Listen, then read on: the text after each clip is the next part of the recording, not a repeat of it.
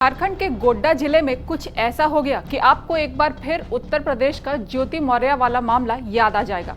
यानी मामला पति पत्नी और वो वाला है। नमस्कार, आप देख रहे हैं TV9 और आपके साथ मैं हूं खुशबू झा।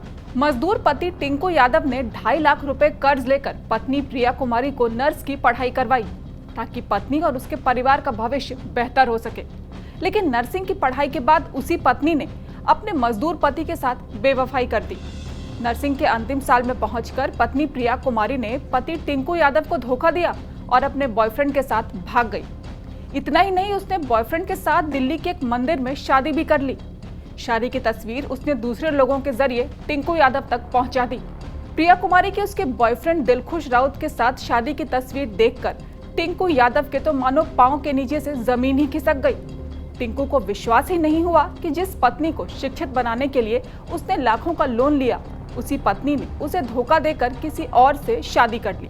इस पूरे मामले पर पीड़ित पति टिंकू यादव का कहना था कि 19 सितंबर से उसकी पत्नी घर से लापता थी। किसी अनहोनी की आशंका से डरकर टिंकू ने गोड्डा जिला के नगर थाना में केस दर्ज करवाया। जांच पड़ताल के दौरान जानकारी मिली कि उसकी पत्नी प्रिया कुमारी अपने किसी जानने वाले दिलखुश राउत नाम के युवक के साथ फरार हो गई है। इसी बीच टिंकू को ये भी पता चला कि दोनों भागकर दिल्ली पहुंच गए हैं और वहां के किसी मंदिर में दोनों ने शादी कर ली है। इसकी तस्वीर सोशल मीडिया के साथ साथ दूसरे लोगों के जरिए टिंकू तक पहुंच गई। तब से ही टिंकू यादव पुलिस के पास पहुंचकर न्याय की गुहार लगा रहा है। साथ ही पति को धोखा देने वाली पत्नी से उसकी पढ़ाई में खर्च किए गए लाखों रुपए वापस करने की मांग भी कर रहा है। आपको बता दें कि साल 2020 में टिंकू कुमार यादव की शादी प्रिया कुमारी के साथ हुई थी। शादी के बाद उसकी पत्नी प्रिया कुमारी ने आगे पढ़ने की इच्छा जताते हुए पति टिंकू यादव से नर्सिंग कॉलेज में दाखिला करवाने को कहा था। परिवार के साथ साथ पत्नी के सुनहरे भविष्य को ध्यान में रखते हुए टिंकू कुमार यादव ने कर्ज लेकर पत्नी का एडमिशन गोड्डा जिले के ही शकुंतला नर्सिंग कॉलेज में करवा दिया।